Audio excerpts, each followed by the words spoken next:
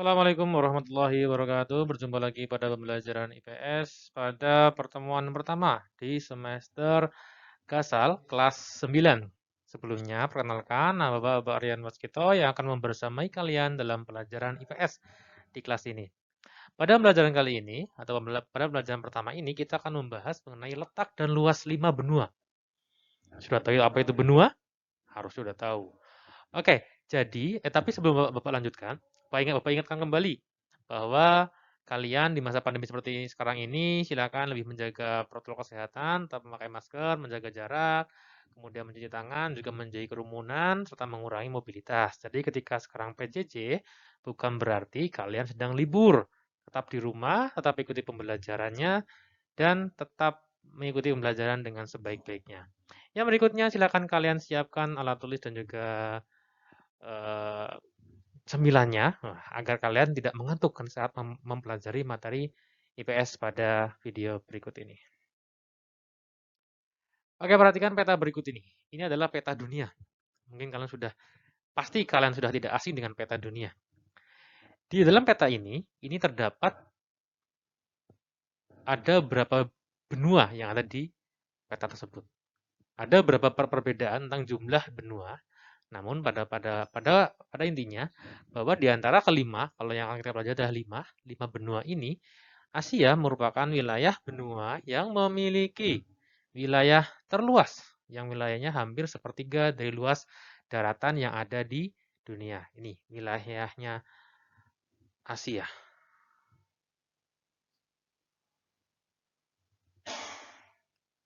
Gitu ya. Oke, kita lanjutkan. Pada pembelajaran kali ini kita akan pelajari 4 hal. Yang pertama adalah menemukan letak dan luas benua Asia dan benua lainnya yang ada pada peta seperti tadi. Kemudian yang kedua, menganalisis pengaruh letak terhadap iklim di benua Asia dan benua lainnya. Yang ketiga, menunjukkan pembagian kawasan benua Asia dan benua lainnya. Dan yang terakhir, ini adalah tugas keterampilannya adalah membuat atau menggambar peta benua Australia. Oke, tadi yang sudah berbahas di awal, ada beberapa perbedaan tentang jumlah benua di bumi. Ada yang menyebutnya 5, 6, dan juga 7. Ini berdasarkan beberapa pendapat. Kita bahas satu persatu. 7 benua. Orang yang menganggap atau para pendapat yang menyebutkan bahwa terdapat 7 benua, ini terdiri dari Asia, kemudian ada Eropa, Afrika, Australia, Amerika Utara, Amerika Selatan, dan juga Antartika. Jadi ada 7 benua. 1, 2, 3, 4, 5, 6, 7. Oke. 6 benua. Yang menyebutkan 6 ini hampir sama dengan tadi yang 7, namun menggabungkan antara benua Eropa dengan benua Asia yang dikenal dengan nama benua Eurasia. Karena pendapat ini bahwa Eropa dan Asia ini masih dalam satu dataran atau satu daratan yang sama. Kemudian 5 benua. Nah, 5 benua. 5 benua ini terdapat dua perbedaan. Ada dua pendapat. Yang pertama membagi 5 benua menjadi Eurasia, gabungan Eropa dan Asia, kemudian Afrika, Australia, Amerika Utara, dan Amerika Selatan. Jadi Amerika terbagi menjadi dua, utara dan selatan. Kemudian pendapat yang disebutkan ada 5 benua. Yang pertama adalah Asia, Australia, Afrika, Eropa, dan yang terakhir adalah Amerika. Jadi yang tadi yang pertama itu Amerika Utara dan Selatan disatukan, sekarang dipisah, yang ini disatukan. Dan pembagian 5 benua ini yang akan kita pelajari pada mata pelajaran IPS. Jadi 5 benuanya adalah ini yang akan kita pelajari. Oke, perhatian peta dunia begitu nih. Harusnya kalian tadi sudah paham ya. Jadi ini ada pembagian benua. Tadi sudah pembahasan di awal. Nanti coba kalian jawab. Ini A ini benua apa? B ini benua apa? C ini apa? D apa? E apa? Nanti akan dapat berikan linknya. Kalian bisa dikerjakan. Oke, ini pembagian iklim. Ini berdasarkan letak astronomis ya atau pembagian garis lintangnya. Di sini yang sudah dipelajari dari kelas 7 bahwa pembagian lintang ini menyebabkan ada perbedaan iklim. Yang pertama adalah antara kawasan di antara 0 sampai 23,5 derajat. Ini merupakan iklim tropis. Ini dan ini. Namanya iklim tropis. Kemudian, berikutnya, kawasan antara 23,5 sampai 40, ini yang warna hijau ini, dan juga yang bawah ini disebut sebagai iklim subtropis. Kemudian, kawasan di antara 40 sampai 66,5 derajat lintang utara ini, dan juga 40 sampai 66,5 derajat lintang selatan disebut sebagai iklim sedang. Kemudian, untuk wilayah atau kawasan di antara 66,5 derajat sampai 90 derajat lintang utara dan 66,5 derajat sampai 90 derajat lintang selatan ini memiliki iklim kutub. Oke, kita lanjutkan dulu. Contohnya, menganalisis pengaruh letak terhadap kondisi iklim di 5 benua. Iklim di suatu tempat dipengaruhi oleh letak astronomis dan juga geografis. Pada slide sebelumnya, kalian sudah memperhatikan pembagian iklim berdasarkan letak astronomis. Secara geografis juga akan mempengaruhi iklim di suatu wilayah. Contohnya, di benua Asia yang terletak di antara benua Eropa, Afrika, Australia, serta Samudra Pasifik, Hindia, juga Arktik. Oke, perhatikan. Wilayah Asia Timur, ini ya, Asia Timur, ada Jepang, ada Cina. Asia Timur ini, Asia Timur, kemudian Asia Selatan, ini ada India, Asia Tenggara, ada Indonesia, Malaysia, Brunei, Singapura, dan seterusnya. Ini mereka, 3 kawasan ini berbatasan langsung dengan Samudra Hindia dan Samudra Pasifik. Sehingga mereka memiliki iklim laut.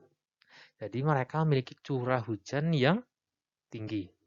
Kemudian, sedangkan untuk Asia bagian barat, ini Asia bagian barat, yang berbatasan langsung dengan benua Afrika, yang cenderung kering, yang juga banyak gurun di sana, sehingga memiliki curah hujan rendah. Kemudian Asia Tengah, sini Asia Tengah. Asia Tengah ini berbatasan langsung dengan benua Eropa. Eropa ini membawa angin dingin yang kering, sehingga curah hujan juga rendah. Asia Utara, ada Rusia di sini. Di sini berbatasan langsung dengan Samudra Arktik yang ada di kutub utara sehingga membawa angin dingin dan juga beriklim kutub. Pembagian kawasan 5 benua. Benua terdiri dari beberapa negara, kecuali benua Australia yang hanya terdiri dari 1 negara. Coba slide berikutnya. Kawasan benua Asia. Benua Asia terdiri dari 6 kawasan. Ada Asia Utara, Asia Tengah, Asia Barat, Asia Selatan, Asia Timur, Asia Tenggara. Negara-negaranya nanti akan dapat berikan tugas, silakan kalian perhatikan baik-baik ya. Kawasan benua Amerika terbagi menjadi 3. Ada Amerika Utara, Amerika Tengah, dan Amerika Selatan. Oke ya, ada 3. Nanti negara-negara juga akan dapat tanyakan pada WA Group dan juga nanti ada tugasnya juga. Kemudian kawasan benua Eropa, ada Eropa Barat, ini ada Inggris. Ada Eropa Tengah, ada Swiss, Jerman. Ada Eropa Selatan, Italia, Spanyol. Eropa Utara, ada ada Swedia, ada Finlandia, dan Eropa Timur, Rusia. Jadi Rusia ini ada di antara 2 benua. Benua Eropa dan juga benua Asia.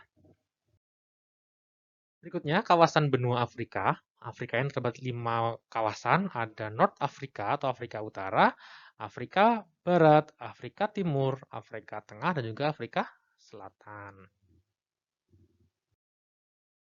Kawasan benua Australia. Nah, ini Australia ini hanya terdiri dari 1 negara. Negara Australia ini terbagi menjadi 6 wilayah.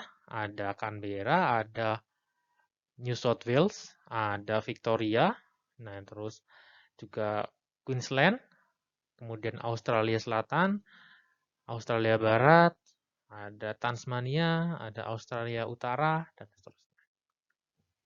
Dan ini nanti akan kalian buat petanya. Ya. Bagaimana sih caranya benua terbentuk? Bisa kalian lihat pada video berikut ini. Benua atau kontinen adalah daratan yang sangat luas yang berada di permukaan bumi. Ada 7 wilayah yang umum dianggap sebuah benua, yaitu Asia, Afrika, Amerika Utara, Amerika Selatan, Antartika, Eropa, dan Australia. Nah, kali ini tempat ilmu akan membahas tentang awal mula terbentuknya benua di dunia. Ada sebuah teori yang membahas tentang awal mula terbentuknya benua di dunia, yaitu teori Pangea. Teori Pangea adalah sebuah teori yang menyatakan bahwa jutaan tahun lalu semua benua bergabung bersama dalam satu daratan besar yang disebut dengan Pangea. Dan Pangea itu sendiri adalah superbenua yang ada selama era akhir Paleozoikum dan awal Mesozoikum, terbentuk sekitar 300 juta tahun yang lalu dan mulai retak sekitar 200 juta tahun yang lalu, sebelum komponen benua dipisahkan menjadi konfigurasi mereka saat ini. Nama Pangea berasal dari Yunani kuno, yaitu pan seluruh dan Gaia yang berarti bumi. Nama itu diciptakan pada Simposium 1927 dibahas oleh Alfred Wegener tentang teori pergeseran benua. Teori Pangea sendiri didasari oleh Alfred Wegener, seorang ilmuwan Jerman pada tahun 1920, dalam buku The Origin of Continents and Oceans. Ia menyatakan bahwa semua benua itu pada satu waktu membentuk satu superbenua Pangea, sebelum kemudian putus dan hanyut ke lokasi sekarang. Jadi benua pada zaman dahulu diibaratkan sebuah batu apung yang bergerak karena adanya pergerakan lempeng di bagian bawah lapisan bumi ini. Pangea mulai memecahkan dirinya menjadi benua yang lebih kecil yang bernama Laurasia dan Gondwana selama periode Jurasik atau zaman dinosaurus. Sedangkan pada akhir periode Cretaceous, benua yang ada sudah sama dengan apa yang kita lihat hari ini. Pada saat benua Pangea terbentuk, daratan-daratan yang menjadi benua sekarang memiliki daratan penghubung yang menghubungkan benua Amerika bagian selatan, Afrika, India, Australia, dan Antartika. Pertanyaannya sekarang adalah, bila kerak bumi terus bergerak hingga saat ini, maka berapa percepatannya? Oke, jadi begini. Benua yang kita diami sekarang ini bergerak sangat lambat dan tidak bisa dirasakan oleh kita yang berdiri di atasnya. Pergerakan lempeng-lempeng benua ini tiap tahunnya mencapai 1,5 inci per tahun, bahkan lebih lambat dari pertumbuhan kuku jari tangan kita tiap tahunnya. Dan dengan ini jelas dibutuhkan berjuta-juta tahun bagi daratan benua itu untuk bergerak berjauhan dan membentuk benua yang ada sekarang.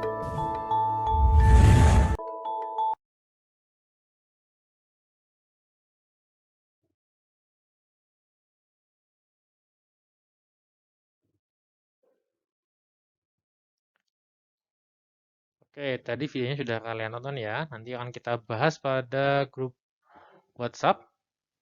Kemudian, tugas keterampilannya yang pertama adalah membuat gambar peta benua Australia yang harus kalian buat pada kertas gambar atau kertas A4 atau kertas-kertas yang lain.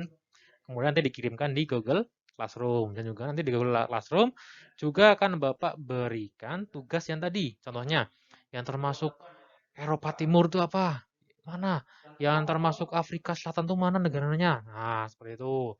Nanti akan Bapak berikan tugasnya di link. Nanti akan Bapak berikan kepada kalian. Oke, ini debat. Kurang lebihnya Pak mohon maaf. Semoga bermanfaat. Jika ada pertanyaan bisa kita diskusikan pada grup Google Classroom ataupun ke grup WA. Kurang lebihnya mohon maaf. Wassalamualaikum warahmatullahi wabarakatuh.